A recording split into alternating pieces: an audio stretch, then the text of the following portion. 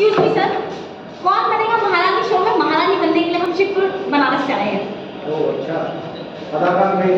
एक minute sir, camera paper रखो थोड़ा, ऐसे में रखो कैमरा को, बॉडी ये लो सर। बॉडी की फेस में थोड़ा सा एक्साइटमेंट हो जाएगा सब कुछ जाएगा। सॉरी, आपका नाम नहीं है? हैं? सुप्रू से जिसका चयन हुआ है उसका नाम नंदनी है, और आधार कार्ड के हिसाब से आपका नाम तो अरे वही तो हमारी भाभी, उनकी तरफ से हम खेलने के लिए आए, बोले तो बात करवा दे आपकी। नहीं, कोई जरूरत नहीं है। आप जिसका चयन हुआ है वही खेल में हिस्सा ले सकता है, आप जाइए।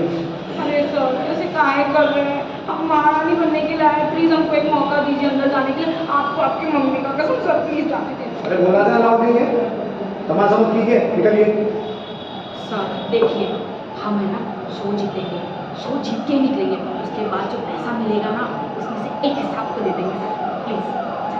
अगर आप यहाँ 1 मिनट के लिए और भी रुकी ना तो लेडी गार्ड को बुला के आपको धक्के देके यहाँ से भगाना पड़ेगा।